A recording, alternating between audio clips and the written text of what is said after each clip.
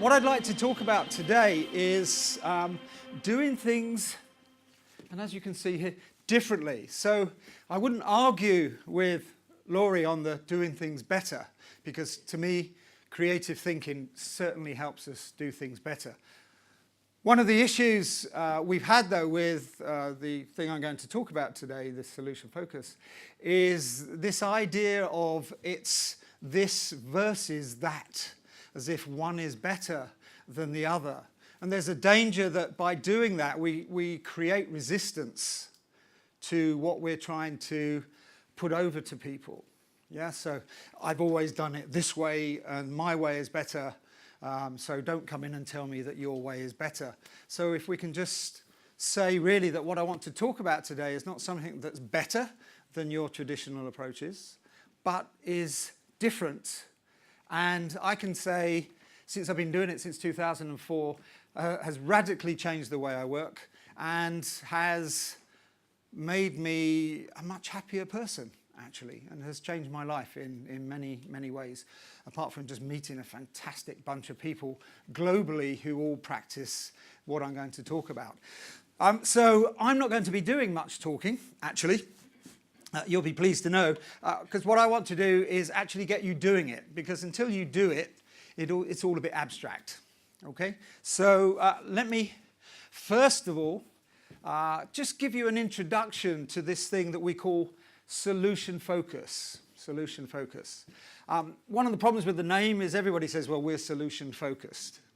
Okay? Solution focus came from actually a group of psychologists in America in the 1980s, and they developed something called brief therapy. So you will see it in the therapeutic world known as solution-focused brief therapy. And it was introduced into organizations in about 2000. And why was that? Because the reason they called it brief therapy was that these psychologists found that when they were talking to people about their problems and how bad things were, they found that people never left their counselling. They just went on for years and years and years. So they started to talk to them about how things were better. And when did they notice that the problem didn't exist? And what they found was that people actually were managing to cope after about 4 sessions. And indeed, if we talk to the brief therapists in London, who run one of the sort of globally acclaimed practices, they say they just do 1 session sometimes, and it can really free up stuck people. So introducing it into organizations, it's a different way of doing things. So here's what I would like you to do. This is where you take part. I would like you to think of a non-technical. We do not use this if the bridge is collapsing. It's wonderful to create a solution where it's up and working perfectly, but that doesn't really help us. We need to find out what's the issue with the bridge. So this is not about technical problems. This is about where solution focus works the best is with people in organizations. Okay? So I'd like you to think of a non-technical, and if it's a personal challenge, not too emotive. Okay? Not too emotive just for this context that we're working in today. So emotive challenge or problem that you have in life that you would like to resolve.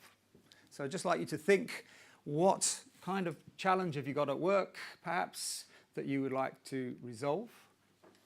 And what I would like you to do on your own is to describe the situation when the challenge has gone away, when the problem is no longer there. Okay? So if it was on a scale of 1 to 10, where 10 is the best it can be, it is at 10. Yeah? So, for example, if I lacked confidence, let's take it from the video, if I lacked confidence, then I would be saying, yep, I can stand up in front of a group of people at a moment's notice without notes, and I could just talk to them. Yeah, I could walk into a room of strangers and feel comfortable in holding conversations with them. So it's just a series really of points.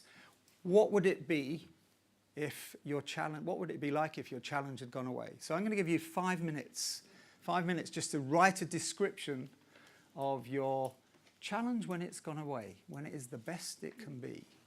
Okay? Go. You've got 5 minutes.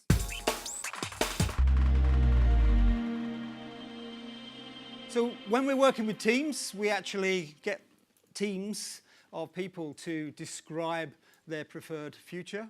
So often I get called in to work with demotivated teams, for example, teams that are not performing well. And instead of going in and starting to get them into, so what's wrong, guys? And what are the problems that you're having, et cetera, we go in and we get them to describe the situation when it is working and when they are being really successful. Okay, so that's effectively what you've just done as an individual. So we help people to describe their preferred future. What I'd like you to do now is just think, if that preferred future you described was 10 on that scale of 1 to 10, the best it can be, where would you rate the situation today? Where would you rate the situation today? So give it a number between 1 and 10. And that number is n. Okay? That number is n. We'll talk about n in a second. And if you're struggling, where would your boss or your friend rate your situation today? If someone else knows about this situation, where perhaps would they rate the situation today? Just take a minute to think and just jot down on your piece of paper the number that you think you're at today.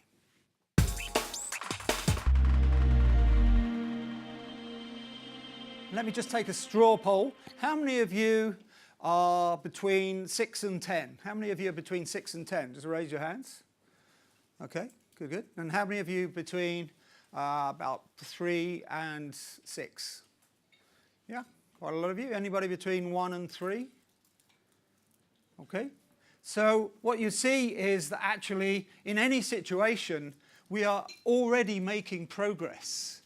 When we go in with teams and we talk to them, we'll get a variety of ratings. Some people say they're at 1, but other people will say they're at 6 or 3 or 4. And we can have a really interesting conversation about what is it that's getting you up to that point. And we'll come to that very soon. So what I want you to do now is this. I would like you to stand up, please. Stand up. And I would like you to move anywhere in the room, and stand at your N. And imagine that there's an imaginary line running through the middle of your body, okay? And on the right-hand side of your line is 10, and on the left-hand side of your line is 1, and just stand at N. So you can stand anywhere in the room. Let's mix you up around from your tables, it doesn't matter. This is just your line and your scale.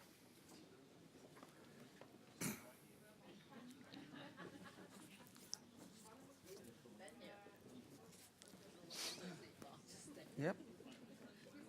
You can find some space, you don't have to worry about it.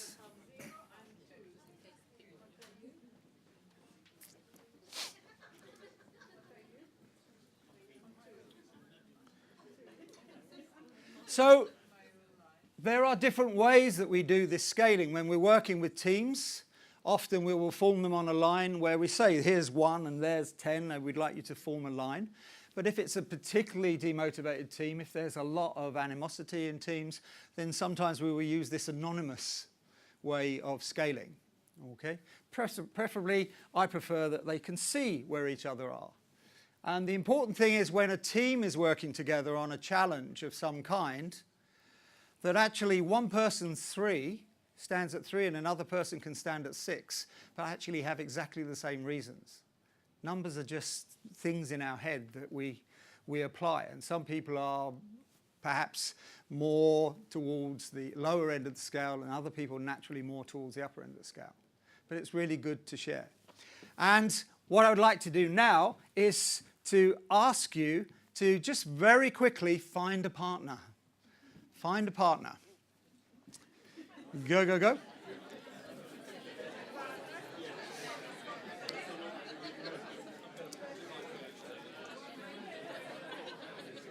Is anybody feeling lonely? Because there's two people there feeling lonely, and I can see they're almost there. Has anybody not got a partner? Please raise your hand if you don't have a partner. Has everybody got a partner? Yes. The facilitator got lucky. All right. So, you don't have to explain what your challenge is. Okay? You don't have to explain what your challenge is. But what we want to get now is interaction. And in Solution Focus, we have a little phrase that we're not looking for what's in your heads. Okay? This is not positive psychology. We're not looking for what makes people positive or anything like that. Yeah? We talk about it's not between the ears, it's between the noses. That we make change happen when people start to interact in organizations. Okay? So that's what you're going to do. You're just going to start doing some interacting. And you're going to have a solution-focused conversation. So, I'm going to time you on this, and I apologize for timing you on this, but it's just because of the timetable. But I'm going to ask you to ask your partner, what is working that moves you up to N on your scale? So you don't actually know where they are in this scale. Okay? What is working that moves you up to N on your scale?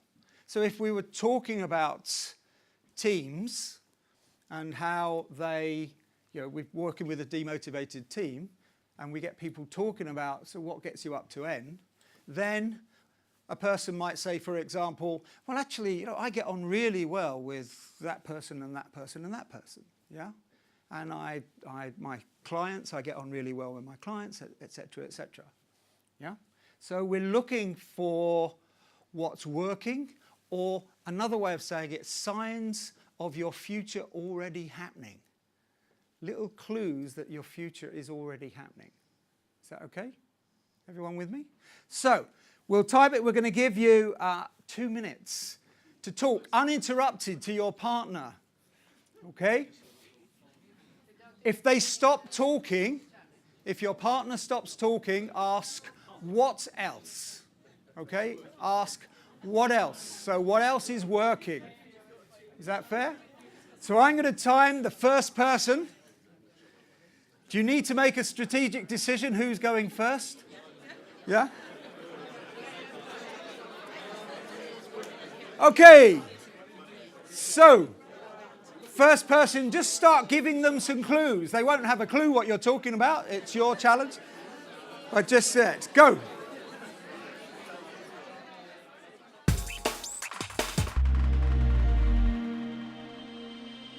So, one of the things we sometimes find happens is that people start explaining what's stopping them move to 10. Did anyone see any evidence of that?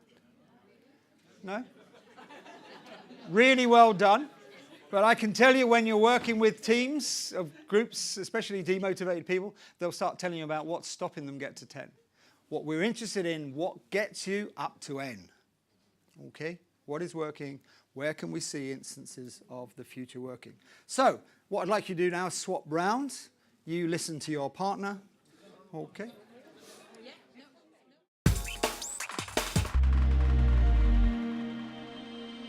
All right.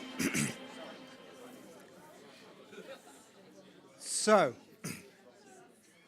let me just ask you a quick question. What do you think is the benefit of asking that question? What's the benefit of asking that question?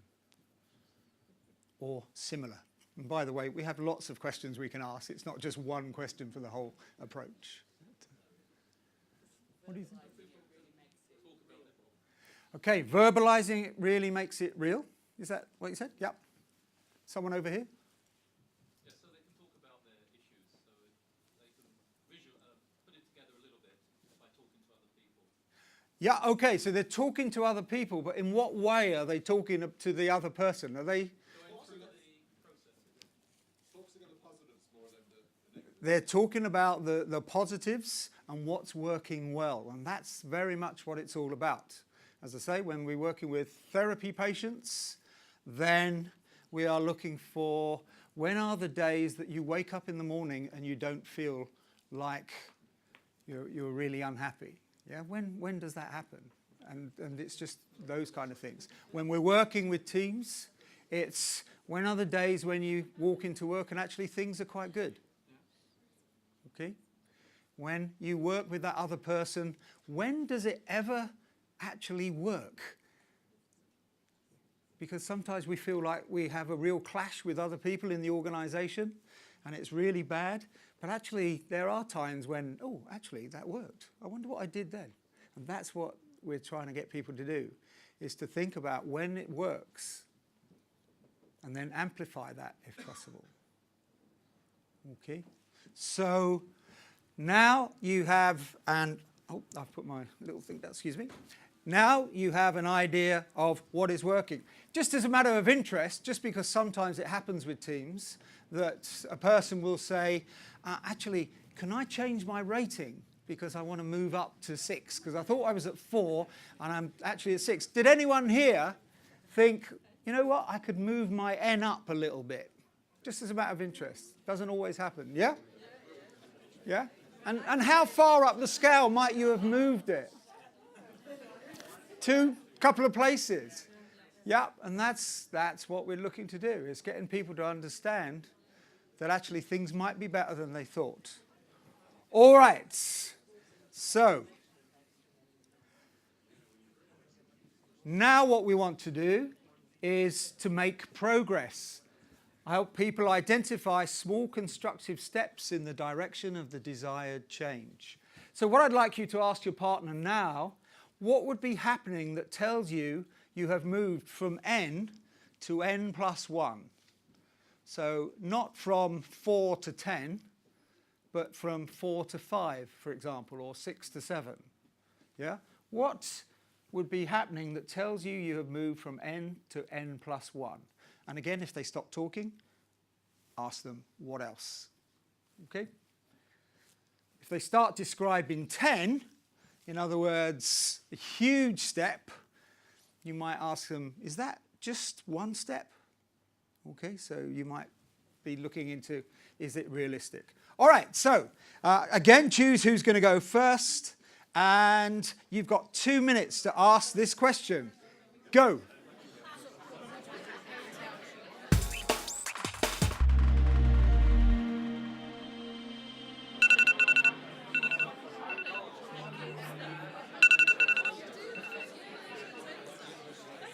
Okay, thank you.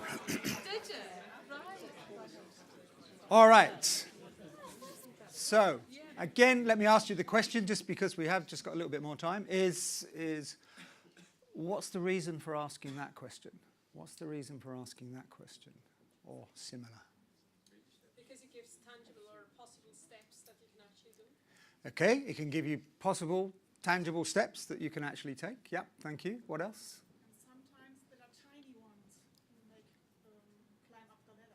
Yeah, absolutely. Sometimes just tiny steps can help you climb up the ladder.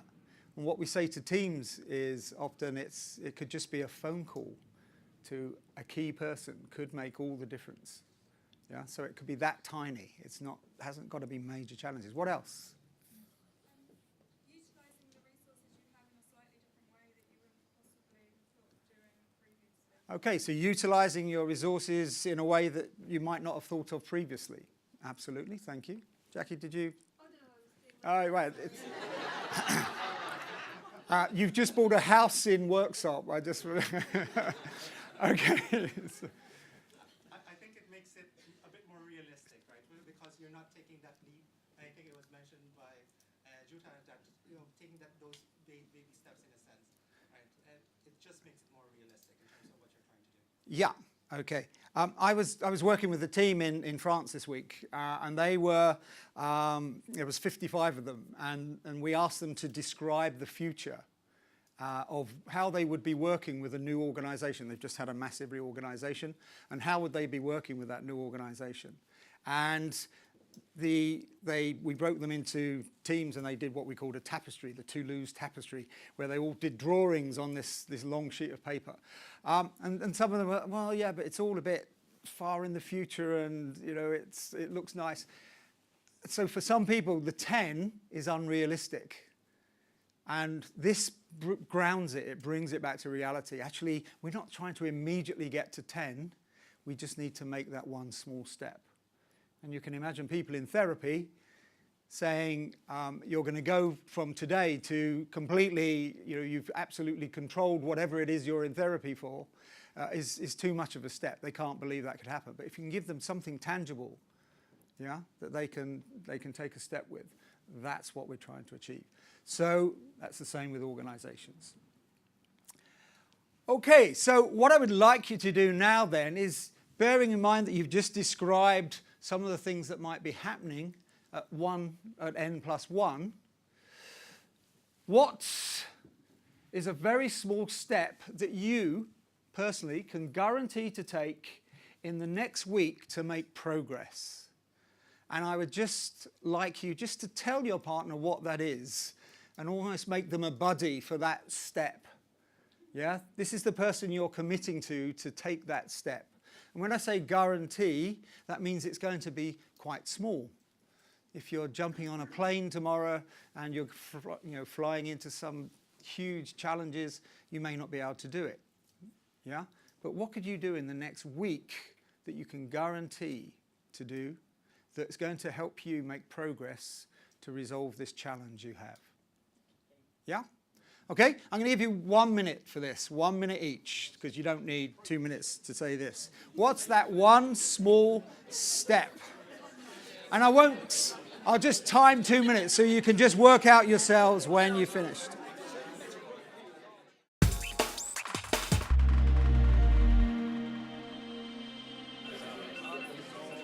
So, what I'd like you to do at the end of this session is write that down. I would like you to write down on your sheet of paper what it is at the end of the session. If you've got a desperate memory and you want to write it down now, then write it down now, but don't sit down because I'm going to move you around again. So if anyone desperately needs to, you can. I'm not stopping you. But write it down at the end of the session. Okay? We call that sprint actions. And sprint actions is something that I stole quite happily, and I stole it from Agile software development, where they work in sprints every 2 weeks to do something. I was working with a software team. They were talking about Agile development, and it suddenly came to me, we could do this with actions as well.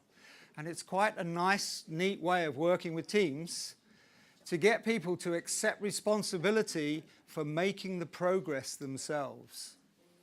Okay? Often when you work with teams, they say, if they will do this, we will make progress. Anybody, yeah? Does that ring a bell? There's a couple of people laughing. Yeah? So, what we're doing... Excuse me, sorry, thank you. What we're doing is to actually get people to take that individual responsibility. And so, just something to think about if you're ever thinking, oh, it's all about them. This is a really great way just to get people to take on. And people are busy. You've all got full emails. You've all got full to-do lists. When you do these off-site workshops with these facilitators and they're telling you all these actions to do, it's like, oh, great, yeah, I'll just add them to the other actions that I'm not doing, yeah? So this is about just taking very small actions. I was working with a school the other week, yeah, and they were just so relieved that at the end of the workshop, they didn't have this huge action list of huge tasks. It was just small things. And I was speaking with the headmaster the other day, and he said, yeah, actually, we're making progress. Well, surprise, yeah? It's all about being realistic and accepting that in this current world that we're in, it's a bit mad and people are busy. So how can we make it easier for them to actually take action? All right, so how is solution focus different? How is it different from typical problem solving? Not better than, different than. How is it different? Just like you just to have a chat. This time though, find a new partner. Okay, find a new partner because you've spoken a long time to that partner. Very quickly, find a new partner.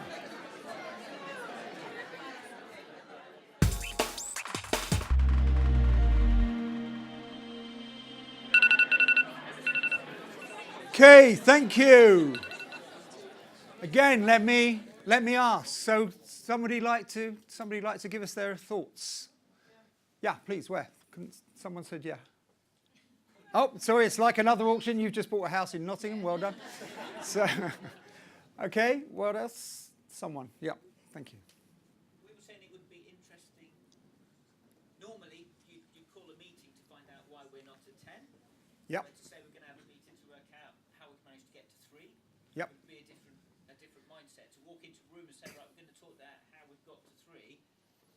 You've called the meeting because you're not at 10. Mm-hmm. So it would be that change in mindset that you would be starting off from working out the positive instead of sitting down and saying, now, why aren't we at 10? Yeah, absolutely. You have a different conversation. And that's the thing. I think you focus on the solution rather than the problem. Yeah, you're focusing on solution rather than the problem. Absolutely. I mean, and that is why it's called solution focus. But the problem with, and I'm not being funny, but the problem with the name solution focus sometimes is that people say, well, we are solution focused. Yeah, but you'll get into the solution via a problem focused approach. And this is about saying, actually, sometimes, the problem and what it causes is totally irrelevant to the solution that we find.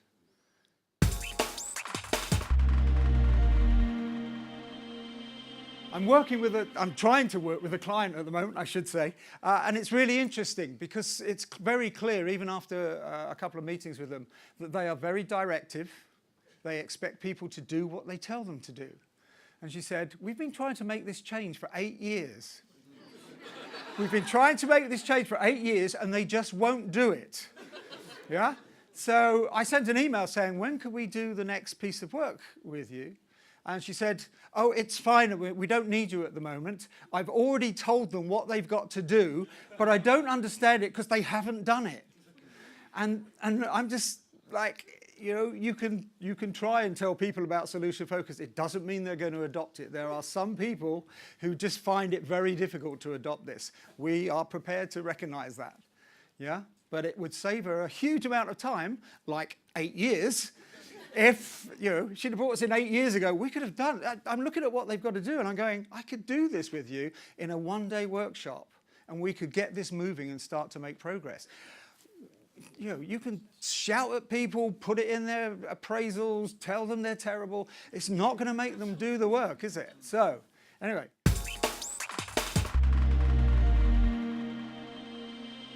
So what did we not say or ask? Describe your problem to me.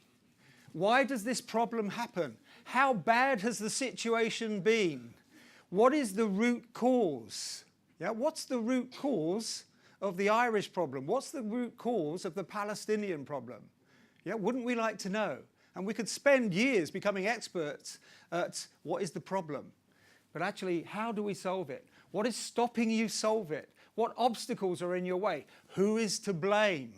Yeah, we've had some really unpleasant ways of looking at that in the press recently. Does that make you feel bad? Do you think this is a weakness? Yeah? So we're not asking any of those questions. It's about really pitching it in a way that's constructive. So, it frees mentally stuck people. That's exactly, in fact, one of my colleagues, Mark McCurgo, also at OU MBA, he says that we should only use solution focus when people are stuck. I tend to disagree with that a little bit. I think there's lots of opportunities to use it. But his view is use it when people are stuck. It motivates and remotivates people. It inspires hope. I've worked with teams where they just feel that everything is hopeless. And suddenly they can see maybe there is some hope. And that's really important if we want to make change happen. One of the big things, it works quickly. It works quicker than traditional ways. And it really energizes organizations. And organizations can be 2 or 3 people, they can be a team, or it could be the whole organization. And I've got an article here, if anyone wants it, just come up and grab one on energizing the organization, which will explain what we've been through today. And essentially, it's another tool for your life. It's a different tool for your life. I'm not saying don't use problem solving, don't use creative problem solving or whatever. It's just, there is another way. And if you'd like to take that way, then please do. Finally, because some of you may be thinking, well, yeah, it sounds fine. You're working with demotivated teams, but big impact on the business? Probably not. We worked with a company, personally worked with a company. Their task was a team of consultants had to find 1.5 billion budget savings. So this was they had a budget through innovative practices. So it was 10% of the budget at the time. And using SF approaches to working with teams of consultants from competing consultancies, from government departments, etc., yeah, we were able to get the innovative practices out from those people using this approach. Merging another company's division into its own, they bought the division from another company. They actually swapped 2 divisions. What happened was the division in this company, their sales went down because everybody was worried about the future. So we ran a 2-day SF workshop that enabled them to put themselves in the shoes of the people coming in and how would they make it really successful for those people. And I got a note back from the general manager a month later saying it's working really well. The team are bedding in really well. This was one of my colleagues, a government department. They took on 200% extra projects with 15% staff increase, just by using an SF way of thinking about the issues that they had. So there can be some real business changes from this. It is not just a therapy or working with teams. You can really see big success. So if you'd like to find out more, this is not my organisation. I'm president of Solution Focus in Organisations. So that website has a lot of information about Solution Focus. So if you would like to find out about that, please do. And that is my presentation.